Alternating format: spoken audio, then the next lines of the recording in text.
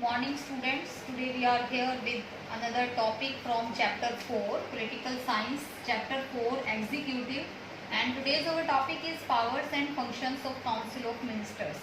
Students, previous video में मैंने आपको बता दिया है कि हम इंडियन पार्लियामेंट्री सिस्टम को स्टडी कर रहे हैं कि कॉन्स्टिट्यूशन के अकॉर्डिंग इंडिया में पार्लियामेंट्री सिस्टम को अडॉप्ट किया गया है, जिसमें जो स्टेट जो हेड ऑफ द गवर्नमेंट होते हैं वो हमारे प्राइम मिनिस्टर होते हैं और जो हेड ऑफ द स्टेट होते हैं वो हमारे प्रेसिडेंट होते हैं। तो हम एग्जीक्यूटिव को इसमें स्टडी कर रहे हैं, उसके फंक्शंस हमने कर लिए हैं, उसके टाइप्स हमने कर लिए हैं, प्राइम मिनिस्टर के फंक्शन और पावर्स हमने कर ली है। तो आज हम काउंसिल ऑफ मिनिस्टर्स जो है उसके फंक्शन करेंगे कि काउंसिल ऑफ मिनिस्टर क्या होती है और एग्जीक्यूशन वर्क में क्या हेल्प करती है प्राइम मिनिस्टर की जो काउंसिल ऑफ मिनिस्टर्स होती है, तो वो हम आज इसमें स्टडी करेंगे।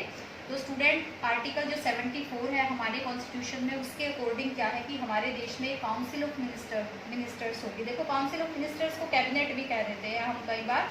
तो काउंसिल ऑफ मिनिस्टर्स में जो है काफ़ी सारे जो MPs होते हैं, यानी जो पार्लियामेंट के मेंबर्स होते हैं, उनमें से जो प्रधानमंत्री होते हैं वो अपनी हेल्प के लिए कुछ मिनिस्टर्स को कुछ डिपार्टमेंट प्रोवाइड कराते हैं, और वो जो डिपार्टमेंट्स होते हैं वो डिफरेंट कैटेगरीज से बिलोंग करते हैं। तो इस वजह से इसी बेस पर जो मिनिस्टर्स होते हैं, काउंसिल ऑफ मिनिस्टर्स होते हैं, उनको कैटेगराइज किया जाता है। तो मेनली उनको 3 कैटेगरी में हम डिवाइड करते हैं।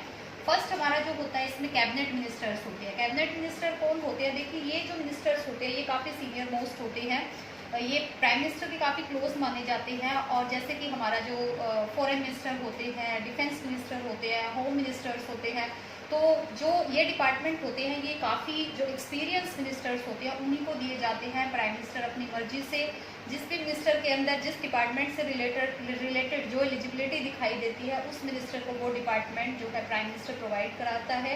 प्लस वो किस तरीके से प्रोसेस में है, काम कर रहे हैं, उनसे रिलेटेड जो भी इंफॉर्मेशन कलेक्ट करनी होती है वो प्राइम मिनिस्टर टाइमली कलेक्ट करते हैं। कई बार ऐसा होता है कि किसी डिपार्टमेंट के जो मिनिस्टर, कैबिनेट मिनिस्टर अगर अपना काम प्रॉपर तरीके से नहीं कर रहे होते हैं तो प्राइम मिनिस्टर के पास ये पावर होती है कि उस कैबिनेट मिनिस्टर को वो उसके जो पोस्ट होती है उससे हटा भी सकते हैं, या उसका जो डिपार्टमेंट है वो प्राइम मिनिस्टर खुद भी ले सकते हैं। इसके बाद जो सेकेंड कैटेगरी इसमें आती है वो आती है ministers of state. Ministers of state mainly क्या होते हैं? जो कैबिनेट मिनिस्टर होते हैं ये इनकी हेल्प के लिए अपॉइंट किए जाते हैं, इनको कोई अलग से डिपार्टमेंट नहीं दिया जाता है। तो उसके बाद जो थर्ड कैटेगरी होती है वो होती है minister of state independent charge. Independent charge यानी कि जो एक स्वतंत्र डिपार्टमेंट, एक इंडिपेंडेंट डिपार्टमेंट जो है इन मिनिस्टर्स को दिया जाता है। वैसे ये कैबिनेट मिनिस्टर की तरह ही पावरफुल होते हैं, लेकिन इनको कैबिनेट मिनिस्टर होते हैं उस कैटेगरी में नहीं लाया जाता, लेकिन पावर इनकी एज इट इज़ होती है।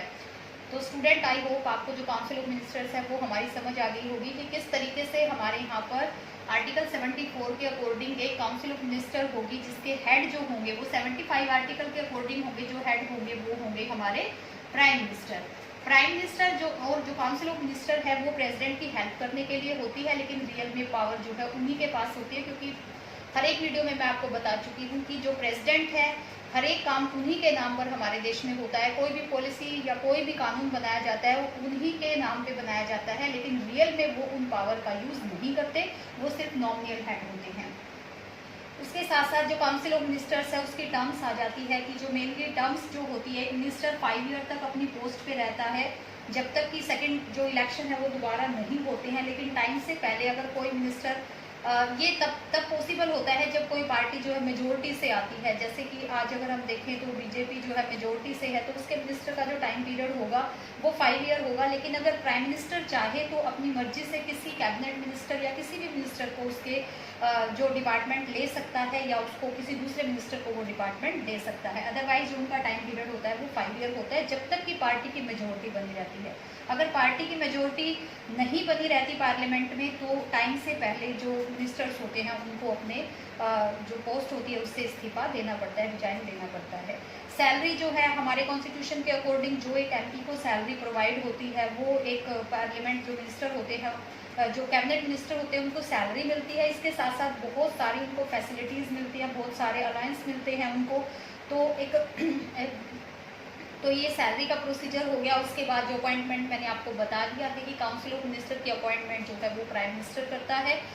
उसके बाद स्टूडेंट इनका जो अगर हम देखें कि कितने मेंबर हो सकते हैं कैबिनेट में या एक काउंसिल ऑफ मिनिस्टर जो है कितने मेंबर हो सकते हैं, तो पहले जो होते थे वो काफ़ी मेंबर जो है वो प्राइम मिनिस्टर अपनी मर्जी से करते थे। लेकिन मैंने प्रीवियस वीडियो में भी शायद आपको बताया था कि 91st जो अमेंडमेंट हुआ था उसमें क्या हुआ था कि इनकी जो संख्या होती है अब वो पूरे जो पार्लियामेंट के मेंबर्स होती हैं उनकी 50% होती है, मतलब इससे ज़्यादा जो एक काउंसिल ऑफ मिनिस्टर्स में मेंबर्स नहीं हो सकते। तो प्राइम मिनिस्टर को ये राइट है कि वो पूरे पार्लियामेंट के जो टोटल मेंबर्स होते हैं उनका 15% जो है काउंसिल ऑफ मिनिस्टर में ले सकते हैं।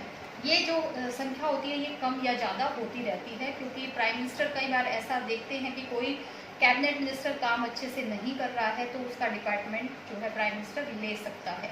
उसके बाद स्टूडेंट हम पावर्स देख लेते हैं कि क्या काम करती है जो काउंसिल ऑफ मिनिस्टर या कैबिनेट है हमारी क्या काम करती है, उसकी पावर्स देख लेते हैं। तो सबसे पहले तो जो नेशनल पॉलिसीज़ होती हैं, जितनी भी नेशनल पॉलिसीज़ होती हैं इनमें जो कैबिनेट का बहुत बड़ा रोल होता है, क्योंकि कैबिनेट रिस्पॉन्सिबल होती है हमारे देश में जो इंटरनल पीस और ऑर्डर यानी जो लॉ एंड ऑर्डर है उसको मेंटेन करने के लिए रिस्पॉन्सिबल होती है कैबिनेट।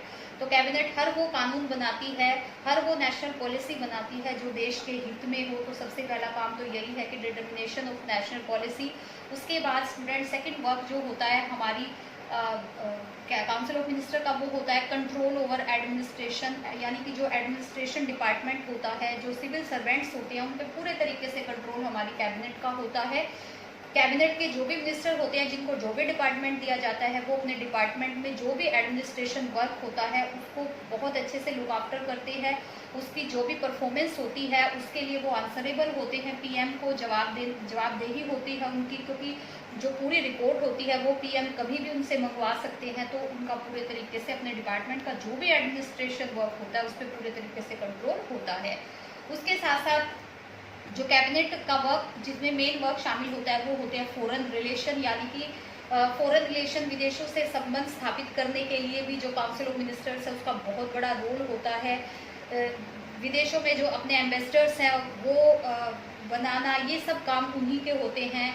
उन एम्बेसडर्स की अपॉइंटमेंट करना ये सब काम होते हैं। इसके साथ साथ बहुत सारी ट्रीटीज़ जो है वो मिनिस्टर्स के बीच में साइन की जाती हैं, जैसे दूसरे देशों के जो मिनिस्टर्स होते हैं, जो काउंसिल ऑफ मिनिस्टर्स होते हैं, जिस डिपार्टमेंट का जिससे रिलेशन होता है उससे उनकी बहुत सारी जो ट्रीटीज़ होती हैं वो साइन की जाती हैं। तो फॉरेन रिलेशन को स्ट्रॉन्ग करने में भी काउंसिल ऑफ मिनिस्टर का बहुत बड़ा हाथ होता है।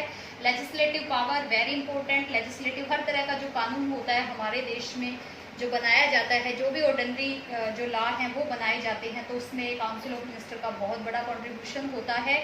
इसके साथ साथ फाइनेंशियल पावर पूरे तरीके से कैबिनेट ऑफ मिनिस्टर के अंडर आती है। जो मनी बिल होता है उस पर काउंसिल ऑफ मिनिस्टर जो होती है उनका बहुत बड़ा रोल होता है उसमें।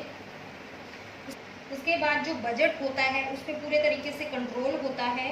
बजट जो होता है वो फाइनेंस मिनिस्टर के द्वारा, जैसे कि आप सबको पता है, प्रिपेयर किया जाता है। इसके साथ साथ बहुत सारी फाइनेंशियल पावर्स होती है जिनका इंजॉय करते हैं जो फाइनेंशियल डिपार्टमेंट होता है। जो मनी बिल होता है वो ज़्यादातर जो काउंसिल ऑफ मिनिस्टर्स है उनके द्वारा ही इंट्रोड्यूस किया जाता है। तो इस तरीके से फाइनेंशियल पावर भी जो होती है वो हमारी काउंसिल ऑफ मिनिस्टर की बहुत ज़्यादा होती है।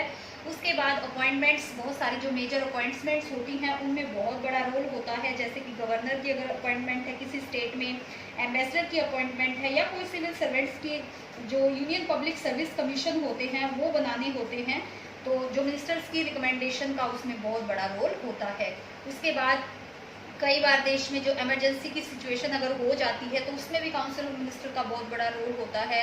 प्रोक्लेमेशन ऑफ इमरजेंसी, यानी कि अगर इमरजेंसी की सिचुएशन है, जैसे कि 1975 में हमारे देश में एक बार हुआ था। वैसे तो इमरजेंसी अनाउंस करने के जो राइट होते हैं या इमरजेंसी डिक्लेयर करने का जो भी प्रोविज़न होता है वो प्रेसिडेंट के पास उसकी पावर होती है, लेकिन रियल में मैं आपको बता चुकी हूँ कि सपोज करो अगर कोई पार्टी मेजोरिटी से है, जैसे कि 1975 में जो इंदिरा गांधी की कांग्रेस पार्टी फुल मेजोरिटी से थी, तो प्रेसिडेंट को प्रेशराइज कर सकते हैं वो इमरजेंसी के लिए। तो ऐसी कुछ सिचुएशन होती है तो ये पावर भी काउंसिल ऑफ मिनिस्टर के पास होती है कि अगर देश में कोई इमरजेंसी सिचुएशन हो, कोई इमरजेंसी डिक्लेयर अगर होनी होती है तो उसमें इनका काफ़ी बड़ा कंट्रीब्यूशन माना जाता है। इस तरीके की एक बार हमारे देश में 1975 में सिचुएशन हो चुकी है।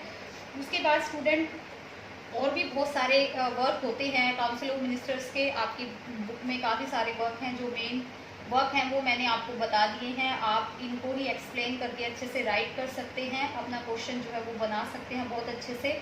तो आई होप आपको आज का टॉपिक बहुत इजी था। काउंसिल ऑफ मिनिस्टर्स वो समझ आ गया होगा कि हमारे देश में जो प्राइम मिनिस्टर है उनकी हेल्प के लिए एक मंत्रिमंडल होता है, एक कैबिनेट होती है जिसमें काफ़ी सारे मेन मिनिस्टर्स जो है वो शामिल होते हैं हमारे देश के, जो इनको अलग अलग डिपार्टमेंट दिया जाता है और अपने डिपार्टमेंट के लिए वो लोग रिस्पॉन्सिबल होते हैं और प्राइम मिनिस्टर के लिए वो लोग आंसरेबल होते हैं। और जितनी भी पॉलिसी मेकिंग वर्क जो हमारे देश में होता है या कानून बनाने से रिलेटेड या एडमिनिस्ट्रेटिव डिपार्टमेंट से रिलेटेड जो वर्क होता है हमारे देश में, वो हमारी कैबिनेट में उसका काफ़ी बड़ा कंट्रीब्यूशन होता है। तो स्टूडेंट ये टॉपिक आपने अच्छे से करना है, समझना है। इसके बाद आपका एक लास्ट टॉपिक रह गया है जो ब्यूरोक्रेसी है, यानी कि जो सिविल सर्वेंट्स होती हैं, जो हमारी परमानेंट एग्जीक्यूटिव होती है, उसकी क्या पावर है, उसकी अपॉइंटमेंट से रिलेटेड जो भी टर्म्स एंड कंडीशंस हैं वो हम स्टडी करेंगे। हमारा लास्ट टॉपिक होगा और आपका जो एग्जीक्यूटिव चैप्टर है वो ओवर होगा। स्टूडेंट वीडियो के एंड में इतना एक इन्फॉर्मेशन जो आपके लिए बहुत ज़रूरी है वो ये कि आप 31 अगस्त से पहले अपनी जो फ़ी है वो स्कूल में डिपॉजिट कराएं, क्योंकि आपका जो एकेडमिक सेशन है उस पर इसका असर हो सकता है और आपके सितंबर एग्ज़ाम पर भी इसका फ़र्क पड़ेगा।